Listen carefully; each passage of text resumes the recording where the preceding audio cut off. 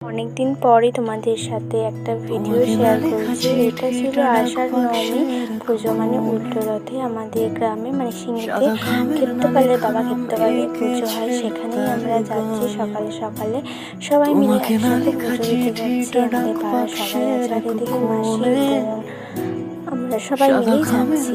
তো চলো তোমাদেরকে গোটা ভিডিওটা শেয়ার করি যে আমাদের এখানে কীভাবে কীরকমভাবে পুজো হয় আর ক্ষেত্রপালতলাটা কোথায়।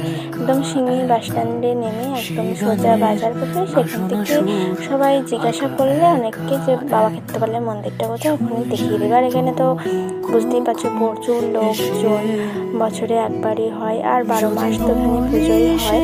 আর এখানে আমরা সবাই পুজো দিয়ে দিচ্ছি। এখানে সেরকম বলি হয়, অনেক বলি হয়। বহু পুরনো এই গাছটি, প্রায় 400 বছর মনে হয়। তো এখানে এই যে বাবার মন্দির, এটা এই মন্দিরেও পুজো হয়। এখানে আমি প্রণাম করে নিলাম। আর এটাই হচ্ছে আমাদের বাবা ক্ষেত্রপাল।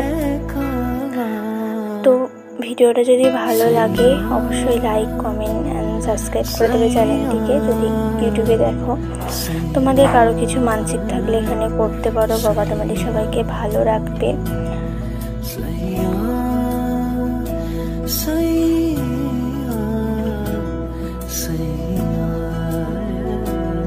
আর পুজো কমপ্লিট হয়ে যাওয়ার পরে আমরা এখন সবাই মিলে বাড়ি চললাম। আর এখানে মাসি, আমি, বোন, মেসো সবাই মিলে দাঁড়িয়ে আছি। তো ভিডিওটা ভালো লাগলে অবশ্যই লাইক, কমেন্ট, সাবস্ক্রাইব করে দেবে। দেখা হচ্ছে নেক্সট ভিডিও। So tata.